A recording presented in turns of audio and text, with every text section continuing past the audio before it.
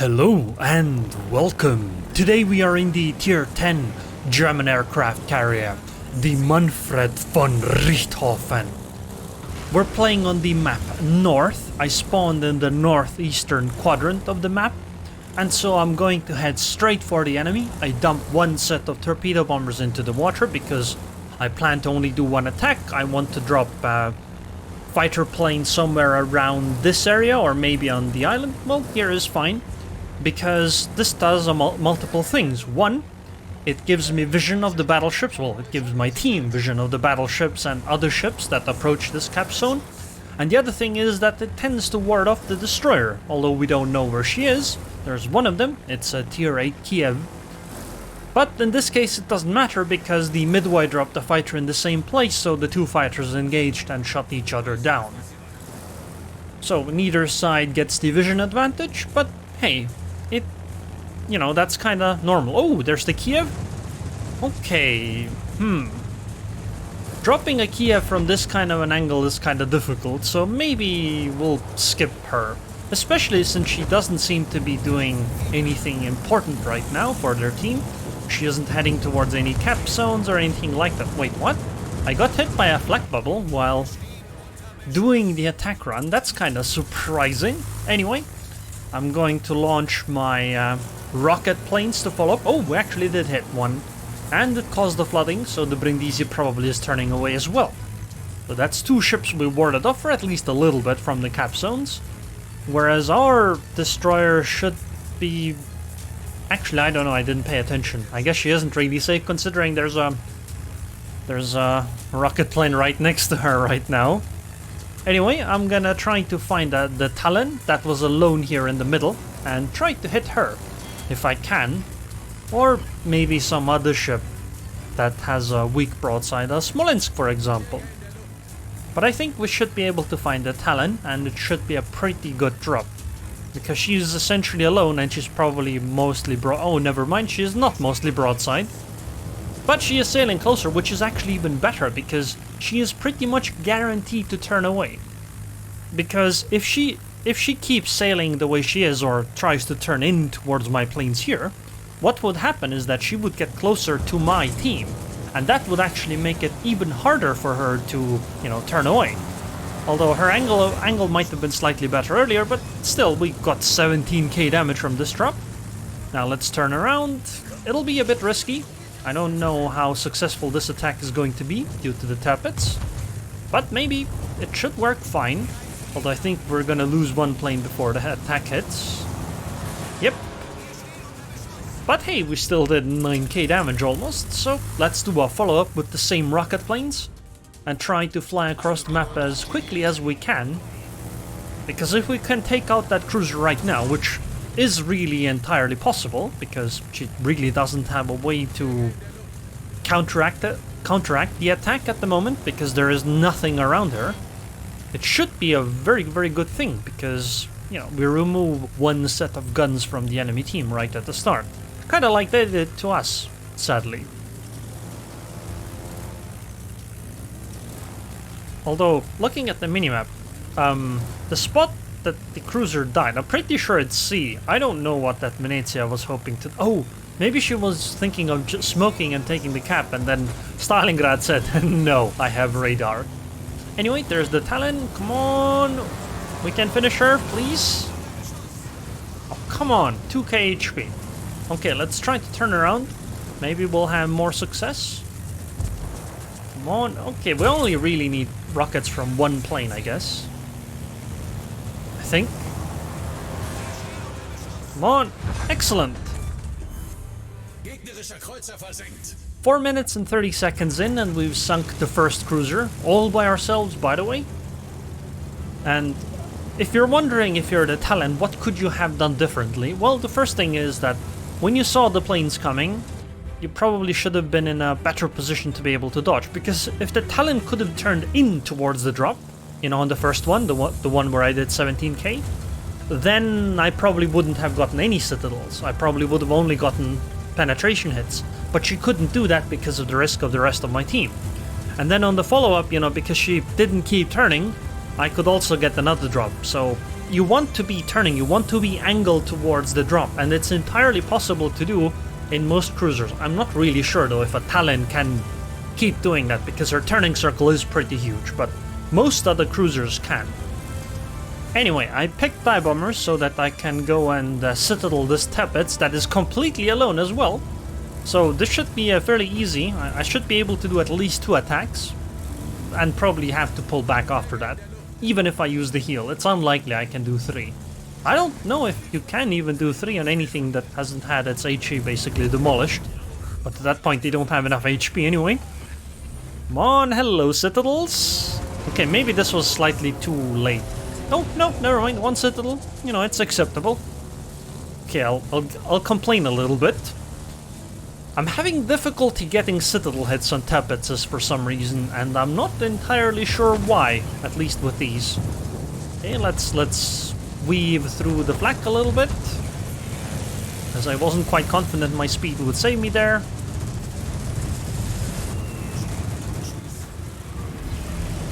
Okay, 2 penetrations, 1 overpen.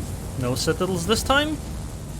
Maybe I did need to make the drop slightly further ahead. Oh, actually, I can do a 3rd drop.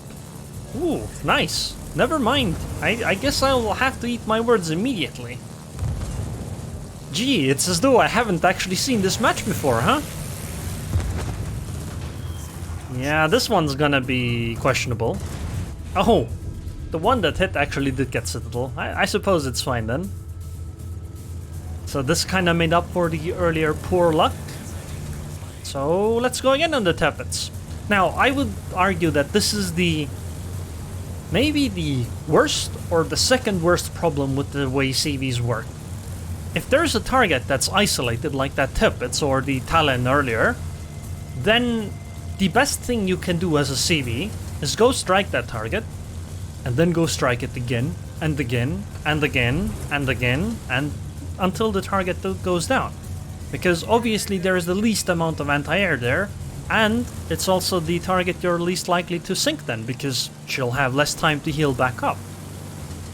And so this is really annoying when you're on the receiving end, because you feel really helpless. Because what can she do, right? I mean, she can maneuver a little bit, and yes, it does waste my time a little bit, but it's not really going to change the fate of the ship, right? Her game is going to end eventually. Or somewhat soon. Yeah, I think I might need to drop further ahead. Like, start the drop when the planes are closer or more towards the nose of the ship. Maybe that would help, because I noticed that they seem to drop far behind. And here obviously start to drop earlier. You know, kind of like this. But click the button before I did here. Oh no, actually this looked pretty decent. But we still got 2 penetrations and 1 overpen. Kind of surprising. Usually at this point it should have been gone. The Teppets, I mean. But yeah, this is one of the things that I dislike when playing against CVs. The best choice for the CV is to strike the target over and over until she goes down. On the receiving end, it's the worst thing though. What could they do against it? I don't know. One of the ideas I had proposed a long time ago was to essentially boost your anti-air when you take damage from planes. Like, once you take damage from planes, over the next, I don't know, let's say minute or 30 seconds, your anti-air ramps up to multiple times its normal power, and it stays there for like a minute or 2, probably 2 minutes more, or maybe even 3. And that would discourage a CV from striking the target again and again. And I guess you could explain it that, I don't know, the crew is more motivated or something, or, you know, more alert, whatever. But I don't know how it would work in terms of balancing. Anyway, this should be it for the Teppets now. Good night, I hope. For my sake. Okay, good. Oh, by the way, if you're wondering why is the title of the video so weird, that's because I asked Discord for help on naming this video. They don't know what the video is really about, but I described a few things, and that's what they came up with. So if you have a problem with that, complain to them. Anyway, next up we're gonna use our dive bombers to go after Amagi, because she is, again, alone. A lone battleship with no backup. I should probably actually pick rocket planes and pick off that Brindisi. Would probably help a little bit, although I suspect our Montana would like to do the honors on that one. Although, considering that she just fired on Yamagi instead, kinda surprised.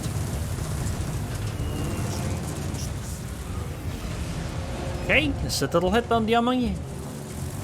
Okay, I mean, considering we only hit 2 bombs and the angle was kinda poor, that's pretty decent, I think. This Yamagi is pretty good at this whole dodging thing, though. Should be an okay drop, I think. Unless I overturn a little bit. Yeah, I think I overturned. Or turned for too long. Well, still got Citadel hit. So I guess it's not too bad. Let's go pick off that Brindisi with our rocket planes. Because it seems our Montana does not wish to do that. Maybe the Brindisi is too close to the island, so it's difficult for the Montana to get a nice shot, but I can always go from the side. At which point the Brindisi has no real choice. We're actually behind. The enemy has lost 4 ships, we've lost 5. Oh, Brindisi's coming out from behind the island, so I guess I'll just use this. She is in for quite a surprise here, I think. And this should do it. Excellent! Now we can go back to dive bombing the Yamagi.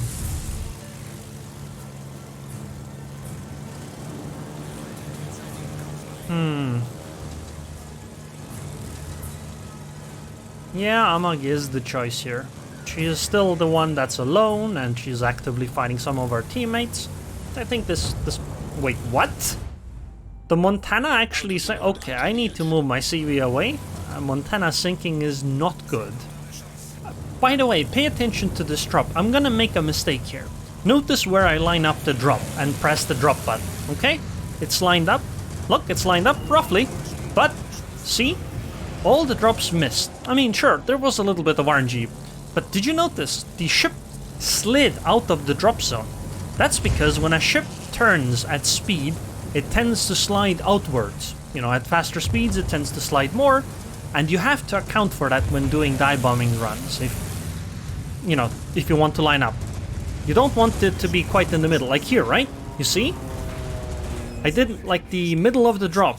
I actually lined up to one side of Amagi because I knew she was turning in the other direction, so she would slide, and that lined up nicely, but we just got kind of unlucky with where the drops hit. Also, I noticed that our Kagero decided to gunfight Yamagi for some reason. Our 800 HP Kagero is gunfighting an Amagi. Okay! I don't think this is going to go too well for her. So we're gonna lose that Kagero. This means we're gonna be even further behind. Hopefully I can sink Yamagi here, because it's 4 against 6 right now. Maybe slightly too early. Oh, come on! 1k HP? Fine, I'll use torpedo bombers this time. Because torpedo bombers, they don't deal that much damage, but they can absolutely finish off a battleship like this. Although if she heals right now, that'll be quite annoying, because torpedo bombers don't deal that much damage. Also, notice there's a Bismarck in the middle. She's been there basically the entire time, and it's a 3 versus 6 now. Dang it! Okay, game isn't looking too good. I mean, points-wise it's okay, but 3 versus 6 is a pretty big disparity. But at least Amagi is gonna be gone now, so let's go forward. Excellent. Oh, that's a low HP Hindenburg. We should be able to run through flak for her, although maybe not, but I think I can. Should be possible. Bismarck is not looking too healthy. Luckily Petropavlovsk is looking good though, so we'll probably at least have that. Pull back. And now let's launch... Oh, I actually didn't get that one. Petropavlovsk managed to finish her off. Oh well. Seemed kind of pointless, but oh well. It doesn't matter that much. Anyway, now I'm launching rocket planes. I'm gonna try to finish off the second Talon to help our Bismarck, and I'm gonna drop a fighter on top of her too, because at this point, we need everything we can have. Although I suspect the rocket or torpedo bombers are for the Petropavlovsk anyway. Oh, maybe Talon is too angled at this point. No, never mind. I figured if she were going at speed and had turned in, I don't think I would have been able to do that drop here. Do I go for the Smolensk or just go for the midway here? Nah, we're gonna go for the Smolensk. Or Stalingrad, maybe? But I think Smolensk is more helpful. By the way, it was a 3 versus 6, now it's a 3 versus 3. Aha! We only need to sink 3 more ships and then we're guaranteed to win. We're ahead in points now, which is very, very good. I'm kind of surprised, considering how long the Bismarck has been in the middle, that she's been unable to get the cat, but I understand. It tends to be difficult when you're being constantly attacked by air and other types of ships. Our Petra was sadly unable to finish the Smolensk. Let's see, maybe she isn't paying attention? Nah, never mind, she is. Yeah, Smolensk can definitely outturn Richthofen's rocket planes. And in this case, you know, she was already angled somewhat. Anyway, let's go again. I would really like to be able to take the Smolensk out, because if she still has a smoke screen, she is a major threat at this point. Whereas we can deal with Stalingrad later on. Let's drop another fighter for the Bismarck. This should help her. This should keep her safe a little bit more. By the way, completely unrelated to this, I noticed the other day that you see where my CV is on the minimap? And south of that, there's a gap between the 2 islands. You know, the stuff you go through to get to B. I don't think autopilot can actually pilot my CV through that. At least when I tried in a previous game, it tried to go around for some reason every time. Anyway, the Smolensk didn't turn for some reason. At least not early enough, so I should be able to line up and just goodbye. Excellent. Now we are gonna use dive bombers on the Stalingrad. By the way, we have actually acquired a Kraken. Well, actually, this is over a Kraken already.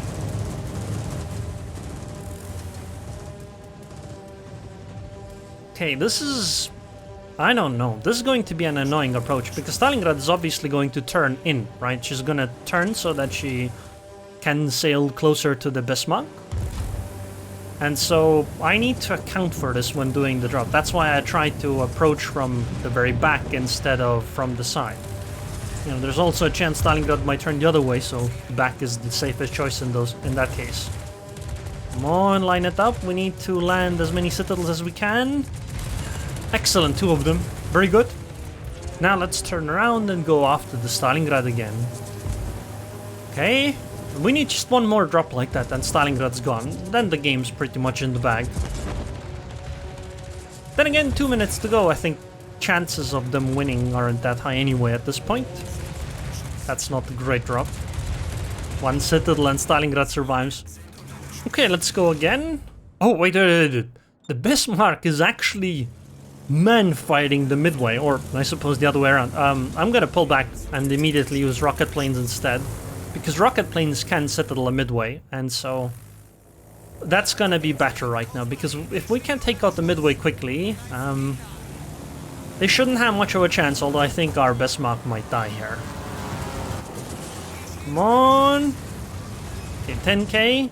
Yeah, I can't do a second one. I need to pull back. I don't know why I'm even turning around. Ooh, my secondaries are actually opening up on the midway. I bet my secondaries could even finish her off, but I don't want to waste time, so I'm gonna use rocket planes. And goodbye, midway. Excellent.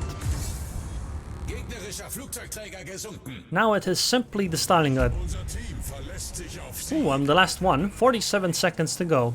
I think this shouldn't be too bad here. Unless the Stalingrad does some kind of a good maneuver that makes her avoid the dive bombers. Which is entirely possible, because obviously we're the only ship, so she doesn't have to consider anything else. Damn, that's a lot of flak. Oh, the angle is bad. The angle is bad. The angle is bad. Damn, wow, 1 ricochet. I ricocheted with AP dive bombers on a Stalingrad. Okay, come on, 10 seconds, 11, 10. We need to just go straight. There is no lining up, turning fancy schmancy stuff. Drop immediately. and just hope for the best. 0, 1. We did it! Yes! Yes! Yes, we got her, right as the timer ticked to 0. Excellent! We sank all of them, and while I didn't sink 12 ships, I think I did quite okay. 8 ships sunk, 26 citadel hits, even had a few secondary hits, 15 of them. Sure, 190k damage isn't the greatest for sinking 8 ships, but Confederate and the Kraken, I think those are good enough. But look at that guy, right? 2700 base XP. The Bismarck shot down 41 planes, a tier 8 battleship against a Midway. 41. I don't know how he did it, but somehow he just demolished the enemy CV's planes, and considering the result of the Midway, it's not like she played really poorly or anything, right? So that's quite surprising, but I suspect the end part where, you know, it was a little knife fighting thing, I think that's where quite a few of those might have come from. Also, another thing, the reason why she probably has so much XP is because, well, if you're a lower tier ship fighting higher tier ships, you tend to get more XP for that. Whereas I was the other way around, right? I mean, I dropped that Tirpitz or Bismarck, I don't remember which one, which is tier 8. Then I dropped 2 Talons, which are tier 8. Then I dropped the Yamagi, which is tier 8, you know. Wait, that actually doesn't make me sound good, does it? Makes it sound like I'm a bully or something. No. We can't have that. Let's take a look at the detailed report. Wait, warships destroyed 8, warships damaged 0. This means that every ship I did any damage to this game, I actually sunk. By the way, look at what did most of my damage. 110k from the AP dive bombs, 73k from the rockets, and only 5k with the torpedoes. But then again, I didn't really use the torps or even land them properly. So let's go over the commander skills and upgrades again. Oh, somebody actually complimented me. Air supremacy, improved engine, survivability expert, site stabilization, then aircraft armor, concealment expert, then improved engine boost and last gasp. Although recently I've been thinking whether site stabilization makes that much sense, but I haven't really decided too much on it. Right now I'm still using this exact spec. And upgrades are also fairly standard. Also, I didn't actually have the upgraded torpedo bombers yet. I don't have the XP for it, sadly. This is, you know, I haven't really unlocked everything yet. I could free XP it, of course, but there's no real point. So, these are the upgrades I used. Flight Control Modification 2 for faster speed, Flight Control Modification 1 for more aircraft to restore them, then the Dive Bomber HP, because you saw I used them a lot, especially because they have a heal, then the secondary range, because obviously why not. Usually I like having the longer attack time on the rocket planes, but I think giving slightly more secondary range considering how accurate they are is better. Then obviously improved engine boost time. Engine boost is amazing. And then Air Groups Modification 1 for the faster return times on the planes. Anyways, I really hope you guys enjoyed this match just as much as I did. It was a blast to play, especially for the enemy ships. I would like to thank the patrons on Patreon. Thank you very much for your continued support, and I hope I'll see you guys next time.